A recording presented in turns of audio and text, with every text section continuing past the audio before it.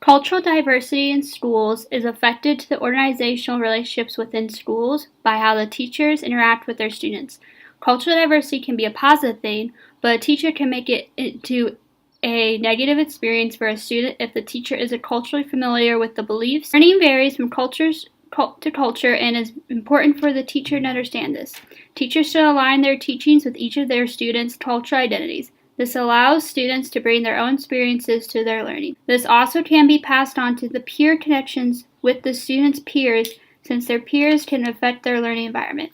Teachers should help with these connections by giving students opportunities to talk about their own culture with their peers so they can learn from each other, and this can help prevent stigmas that may develop with other students. The teacher can even use connections beyond the classroom to incorporate cultural diversity by bringing people from the community into the classroom, speak about their culture, and to give students a role model to look up to that is similar to.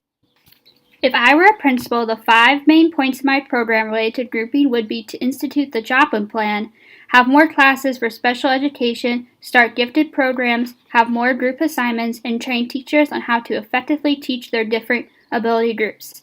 Students who read with students of their similar level in the Joplin Plan will be able to progress at their own level and not have to wait for other students or worry about the program. With more classes in special education, we'll be able to let students feel like their learning is important and they can achieve in their own way. The gifted programs should do the same on the opposite end of the spectrum, since we don't want to hold students back from their full potential, and there'll be a lot of criteria considered.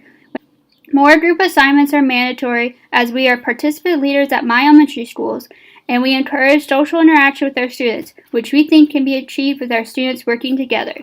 Each teacher will be trained within each of these new systems, since we want our teachers to have a wide range of skills and not only be accustomed to one group, and this could help with their frequent assignments of their students for these new groupings.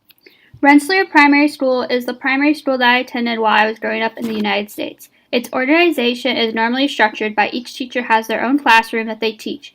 In each grade has their set number of teachers, and the school has its set number of teachers that solely teach in the school. They did create a professional learning community with the students that they deem as high ability, and they were all put into a classroom where there were also students that weren't considered special education. Some students might not have the best first impression with their teacher, and therefore would get in trouble a lot and sent to the principal's office, and work in the classroom as much, forming those teachers to peer connections. Learning beyond the classroom is hard to do within the school system, since there are rigorous state standards you must follow in order to pass the standardized test in order to move on to the next grade the following year. Finally, the structure affects within the learning context relationship, since the school tries to maximize its learning for its students, and it might overlook the students who need the material sewed down for them. The mark that I deserve is an 8 out of 10 because I went through the documents online that were related to my topics to ensure I got the most accurate information for my video, and I used editing skills of iMovie to add some creativity to my video.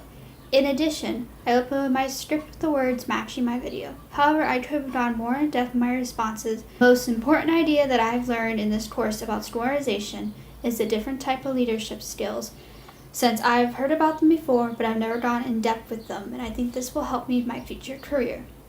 The idea that we've explored in this school organization course that I could have not imagined before was the idea of complexity within schools, because I did not realize that school systems had so many layers of complex development within them. Finally, I learned while preparing this video that the first time I might write something, it doesn't sound as well as it does on paper and video, and that I should always make room for improvement.